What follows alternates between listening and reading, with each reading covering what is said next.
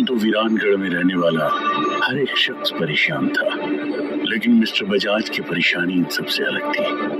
दरअसल उन्हें अब अपनी बेटी पर ही शक होने लगा था। सिद्धार्थ तो बूढ़े बाबा के साथ गांव से बाहर निकल जाया करता था, लेकिन मिस्टर बजाज पूरा वक्त अपनी बेटी गौरी पर ही ध्यान दे रहे थे। उन्होंने ये ऑब्जर्व किया था कि जब सिद्धार्थ को चोट लगी थी और वो सर्किट हाउस में ही आराम करने पर मजबूर हो गया था, गौरी काफी खुश दिखाई दे रही थी। लेकिन गौरी की खुशी भी बहुत अजीब थी।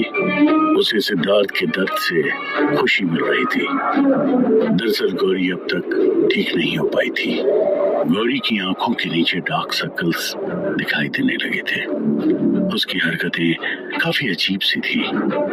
सिद्धार्थ से मिलते और बात करते वक्त उसे खुशी होती थी, लेकिन वो अपने कमरे में अजीब तरह से बड़बड़ाया करती थी। तुम्हारे तड़पने से मुझे मजा आता है, ये तो तुम्हारे दर्द की शुरुआत है, तुम में से कोई भी यहाँ से जिंदा नहीं लौटेगा। ऐसी अजीब अजीब बातें गौरी अलग अलग आवाजों में कहकर हंसने लगती थी। सबसे अजीब बात तो ये थी कि जब गौरी अपने कमरे से बाहर होती तो वो ऑलमोस्ट नॉर्मल बिहेव करने लगती थी। मिस्टर बजाज साफ तौर पर देख पा रहे थे कि कैसे गौरी हर गुजरते दिन के साथ कमजोर होते जा रही थी। मेरी बेटी मेरी जिम्मेदारी है, ये बात तो सही है, लेकिन सिद्धार्थ भी तो मेरी जिम्मेदारी है, मुझे उसका भी ख्याल रखना होगा, मिस्टर बजाज ने अपने मन में कहा। जब गौरी सिद्धार्थ के लिए चाय बनाने गई तो मिस्टर बजाज उसका पीछा कर रहे थे।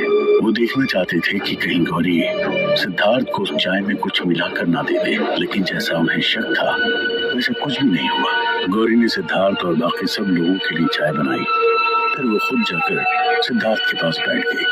सिद्धार्थ, चाय पीने के बाद तुम भी आराम करो और मैं भी अपने कमरे में जाकर आराम करती हूँ। बस 1-2 दिनों में जब तुम ठीक हो जाओगे तो हम हवेली में फिर से चलेंगे। गौरी ने कहा, नहीं, मैं अब तुम्हारी जान खतरे में नहीं डाल सकता। मैंने पहले भी तुम्हें समझाया था कि वो हवेली बहुत खतरनाक है, लेकिन तुम नहीं मानी। मैं नहीं चाहता कि तुम्हारे साथ फिर से कोई हादसा हो। सिद्धार्थ ने कहा, तुम डैडी की कही गई बातों पर ज्यादा ध्यान मत दो, मैं उन्हें मना लूंगी। अभी तुम आराम करो, मैं चलती हूँ, गौरी ने सिद्धार्थ से कहा। सिद्धार्थ अपने कमरे में आराम करते वक्त वीरानगढ़ के बारे में सोचने लगा। आखिर कोई जगह इतनी ज्यादा मनहूस कैसे हो सकती है? आखिर मम्मी डैडी के साथ हुआ क्या होगा? क्या ये सब कुछ हमारे साथ ही होना था? ऐसे ही ना जाने कितने ख्याल सिद्धार्थ के दिमाग में आने लगे। एक ख्याल जो सिद्धार्थ को रह रहकर परेशान कर रहा था वो ये था कि वो बूढ़ा बाबा ऐसा कौन सा शख्स था जिसे वहां चल रही हर एक चीज के बारे में कुछ ना कुछ पता जरूर होता था। सिद्धार्थ ने एक और बात देखी थी कि वो बूढ़ा बाबा लोगों से जो भी कहता, आमतौर पर लोग उसकी बात मान लिया करते थे। गांव के लोग उससे किसी भी तरह की बात नहीं किया करते थे, यहाँ तक कि उसे ये भी पता था कि किसी बुरी शक्ति के हमले से कैसे बचा जा सकता है। आखिर वो बूढ़ा बाबा इतना अजीब और रहस्यमय क्यों था? कहाँ से आता था और कहाँ चला जाता था? कुछ बताता भी नहीं था। यही सारी बातें सोचते वक्त सिद्धार्थ को अपनी कही गई एक बात याद आई कि हम जैसा सोचते हैं हमारे आसपास वही एनर्जी काम करने लगती है। इसीलिए सिद्धार्थ ने पॉजिटिव सोचने का मन बनाया। आखिर क्या हो सकता है उस तीसरे दरवाजे के पीछे? अगर तीसरा दरवाजा खोलते ही उसे उसके मम्मी डैडी मिल गए तो इससे बड़ी खुशी सिद्धार्थ के लिए क्या होगी? सिद्धार्थ जब अपने इन ख्यालों में खोया हुआ था तभी मिस्टर बजाज उसके कमरे में आते हैं। सिद्धार्थ, लगता है अब तुम काफी बेहतर हो। अगर हो सकता तो मैं यही चाहता कि तुम अमेरिका वापस लौट जाते। मिस्टर बजाज ने कहा, अंकल, आप ऐसा कैसे सोच सकते हैं? मैं अपने पेरेंट्स को इस हालत में छोड़कर अमेरिका कभी नहीं जा सकता। मैं आपकी परेशानी भी समझ सकता हूँ। आपको ये डर है कि अगर मैं इस तरह उस हवेली में जाते रहा तो गौरी की जान को भी खतरा होगा। लेकिन इस बारे में मैं कुछ नहीं कर सकता। मेरे समझाने से गौरी मानने वाली नहीं है। सिद्धार्थ ने कहा, परवाह मुझे भी तुम्हारे पेरेंट्स की बहुत ज्यादा है, लेकिन ठीक है बेटा, मैं तो यही चाहता था कि तुम दोनों उस हवेली के चक्कर में पड़कर बार बार अपनी जान खतरे में न डालो। गौरी की तबीयत अभी भी पूरी तरह से ठीक नहीं हुई है। इतना कहकर मिस्टर बजाज सिद्धार्थ के कमरे से बाहर चले गए। उस दिन बूढ़े बाबा जब सिद्धार्थ से मिलने आए तो उन्होंने सिद्धार्थ को बताया कि गांव में एक और मौत हो गई है। मुझे नहीं लगता कि इतनी जल्दी गांव वाले हमारा साथ देने के लिए तैयार होने वाले हैं। कल रात जिस आदमी की मौत हुई है वो बहुत ही गरीब था। उसके 2 छोटे बच्चे हैं। सिद्धार्थ, कभी कभी तो मुझे लगता है कि कहीं इस सब के पीछे हम लोगों की जिम्मेदारी तो नहीं है। बूढ़े बाबा ने सिद्धार्थ से कहा, गांव वाले जानते हैं कि ये गांव काफी लंबे अरसे से इन बुरी आत्माओं से परेशान है। मैंने खुद ने अपने पेरेंट्स को खोया है। मैं ये तक नहीं जानता कि वो आज किस हालत में होंगे। कौन मेरे बारे में क्या सोचता है उससे मुझे फर्क नहीं पड़ने वाला, और ना ही मेरा इरादा बदलने वाला है। आपसे पहले बजाज अंकल यहाँ आए थे और उनसे भी मैंने कहा कि मैं नहीं चाहता कि गौरी किसी भी हालत में मेरा साथ दे और उसकी जान खतरे में आ जाए। मैं आपसे भी यही कहूँगा, अगर आप पीछे हट जाना चाहते हो तो मुझे कोई एतराज नहीं। मैंने ठान लिया है कि मैं अपने पेरेंट्स को ढूंढ निकालूंगा, चाहे जो हो। इस गांव को अब मैं वापस खुशहाल बनाकर ही लौटूंगा। यहाँ पर हमारी फैक्ट्री शुरू होकर रहेगी। सिद्धार्थ ने बूढ़े बाबा से कहा, मैंने तुमसे पहले भी कहा कि मैं मरने से नहीं डरता, ना ही मैं अपने कदम पीछे हटाना चाहता हूँ। इस गांव की खुशहाली मैं भी चाहता हूँ। मैं तुमसे सिर्फ ये कहने आया था कि अगर हो सके तो तुम आज जिस आदमी की मौत हुई है उसके परिवार की कुछ मदद करने के बारे में जरूर सोचना। बूढ़े बाबा ने कहा, ठीक है बाबा, मैं उस परिवार की मदद करने के लिए तैयार हूँ। आज मुझे दर्द पहले से कम हो रहा है। मैं चाहता हूँ कि हम कल सुबह 10 बजे उस हवेली में एक बार फिर चलेंगे। सिद्धार्थ ने बूढ़े बाबा से कहा। सिद्धार्थ से इतनी बातें करके बूढ़े बाबा वापस लौट गए। हेलो सिद्धार्थ, अब तुम्हें कैसा लग रहा है? गौरी ने सिद्धार्थ के कमरे में आते हुए कहा। हेलो गौरी, मैं ठीक हूँ, तुम सुनो, अब तुम्हें कैसा लग रहा है? मैं ठीक हूँ सिद्धार्थ। मैं तुमसे फिर से ये कहने आई थी कि डैडी क्या कहते हैं मुझे इससे फर्क नहीं पड़ेगा। मैं हर हालत में तुम्हारा साथ दूंगी। यहाँ पर हाथ धरे रहने से कुछ नहीं होगा। जरा सोच कर देखो, दुनिया कहाँ से कहाँ पहुँच गई है और हम लोग इतने पिछड़े इलाके में फंसे पड़े हैं। यहाँ पड़े रहने से तो अच्छा है कि हम लोग मर ही जाएं।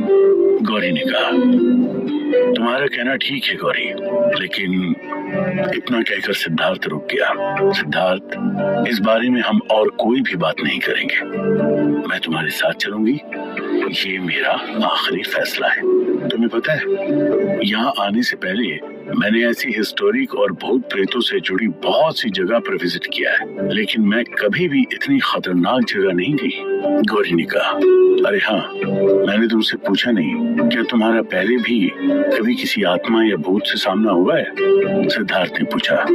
वैसे जैसा एक्सपीरियंस मेरा यहाँ का रहा है वैसा तो कभी नहीं हुआ, लेकिन मैं ऐसी जगह पर जरूर गई हूँ जहाँ पर मुझे ऐसी चीजों का आभास हुआ है। मेरे खुद के साथ तो ऐसा कुछ नहीं हुआ, लेकिन मेरे जान पहचान के लोगों के साथ सचमुच ऐसी घटनाएं बहुत हुई है। ऐसी कई भटकती हुई आत्माएं होती हैं जो हाईवेज, हॉस्पिटल्स और ऐसे स्पॉट्स पर घूमती रहती हैं जहाँ उनके वक्त से पहले किसी हादसे में मौत हो जाती है। आधी रात के बाद उनकी प्रेजेंस फील की जा सकती है। सिद्धार्थ, सच तो ये है कि हम में से ऐसे कई लोग होते हैं जिन्होंने इस सब को महसूस किया होता है, लेकिन कुछ लोग इस बारे में बात करने से भी सिहर उठते हैं, तो कुछ लोग झूठी बहादुरी का दिखावा करते हैं और और कहते हैं कि हम इन चीजों को नहीं मानते। गौरी ने कहा, सिद्धार्थ, जब से यहाँ पर आई हूँ तब से भूत प्रेत के अलावा कोई दूसरी बात ही नहीं हुई है। मैं अभी यहाँ तुमसे कुछ और पूछने के लिए आई थी। गौरी ने कहा, तो पूछो ना। सिद्धार्थ ने कहा, एक्चुअली मैं तो तुमसे पूछना चाह रही थी कि अमेरिका में तुम्हारी कोई गर्लफ्रेंड वगैरह है या नहीं। गौरी ने सिद्धार्थ से पूछा। सिद्धार्थ गौरी के सवाल को सुनकर थोड़ी देर के लिए बिल्कुल हैरान हो गया। उसे बिल्कुल उम्मीद नहीं थी कि गौरी एकदम से उससे ऐसा सवाल पूछ लेगी। मेरे बहुत सारे फ्रेंड हैं और उनमें लड़कियां भी बहुत हैं।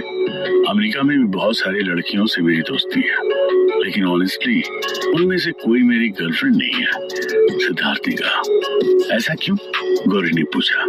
एक्चुअली मेरा कभी इस तरफ ध्यान ही नहीं गया, और वैसे भी वहां पर मेरी पसंद की कोई लड़की मिलना पॉसिबल नहीं था।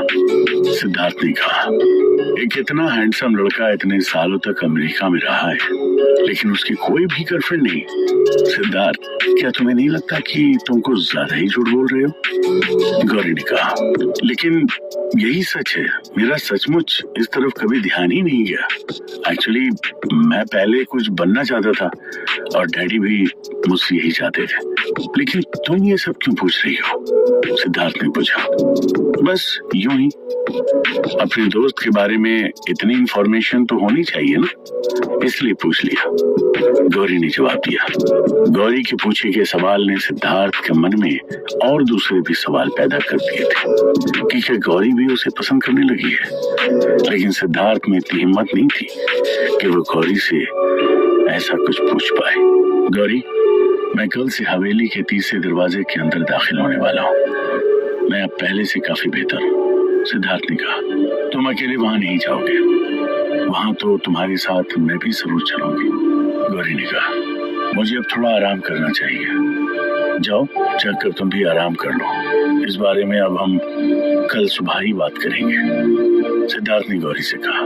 इन दिनों बिस्तर पर आराम करते हुए सिद्धार्थ बहुत बेचैन था। उसे सिर्फ एक बात की खुशी थी कि इतने दिनों के बाद गौरी से उसकी खुलकर बात हो पाई थी। सिद्धार्थ को हमेशा से ही किताबें पढ़ने का बहुत शौक था और वो हर तरह की किताबें पढ़ा करता था। इंटरनेट अवेलेबिलिटी न होने के कारण वीरानगढ़ में सिद्धार्थ के लिए उसकी किताबें ही एक अच्छी दोस्त थी। सिद्धार्थ ने अद्भुत शक्तियों और अनजान दुनिया के रहस्य के बारे में भी काफी कुछ पढ़ रखा था। जब उसके पास खाली वक्त हुआ करता था तो और भी कई लोगों की तरह वो भी भूत प्रेत जादू टोना आत्माओं के बारे में सर्च किया करता था। सिद्धार्थ की हमेशा से आदत थी कि वो चीजों के थ्योरेटिकल एस्पेक्ट से ज्यादा प्रैक्टिकल एस्पेक्ट्स को इम्पोर्टेंस दिया करता था। सिद्धार्थ की सोच बिल्कुल भी पिछड़ी हुई नहीं थी, लेकिन ऐसा कभी नहीं हुआ कि उसने इस अनदेखी दुनिया को एक कोरी कल्पना माना हो। सिद्धार्थ को किताब पढ़ने की आदत उसके डैडी से विरासत में मिली थी। किताबों के अलावा सिद्धार्थ ने पैरासाइकोलॉजी, पैरानॉर्मल एक्टिविटीज पर पहले कई शो भी देखे थे।